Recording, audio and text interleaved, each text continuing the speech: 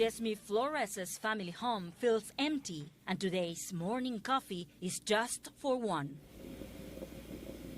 Her 25-year-old son, Nelson, left Venezuela earlier this year. The country's prolonged economic crisis and low wages pushed him to pursue a better future elsewhere. The money he sends is helping his mother back in Venezuela to make ends meet and to pay for medicines to help manage Jesmy's lupus disease. The fact that he can send money gives me peace of mind. Even if you don't have your family member by your side, you know that their help could solve emergencies. Jesmy's son, Nelson, lives in Mexico. He says he can earn more money in a week doing odd jobs than working for an entire month in Venezuela as a journalist. Last year, Nelson raised money for his father's heart surgery from relatives and friends living abroad.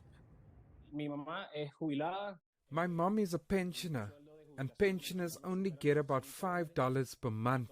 So it is vital that I can send some money back home. And from abroad, in this case from Mexico, it's easier. More than 7 million Venezuelans have left the country since 2016. Most of them have settled in Latin America, North America, and Europe. According to a recent survey, almost a third of Venezuelan households depend on money sent from abroad. On average, about $70 per month.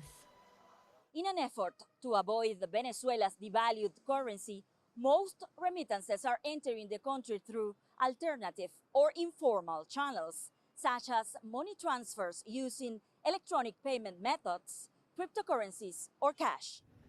The private firm Ecoanalytica estimates that remittances reached nearly $3 billion in 2022. By the end of this year, economists say money transfers could be impacted by a possible global recession and inflation in Venezuela. The Venezuelan economy is slowing down, but prices are rising sharply, and Venezuelans abroad may not be finding enough work or income to send resources to compensate for the rising cost of living here. Remittances mean stability for millions of Venezuelan families, says Jesmy, but often the money cannot compensate for what's been lost. I'll have enough to go to the grocery store. I'll have enough to cover the extra expenses. But the cost is that Nelson is not here. For now, mother and son are in constant communication as they try to stay afloat in both Venezuela and Mexico and hoping that someday they'll meet again. Maritrini Mena, CGTN, Caracas.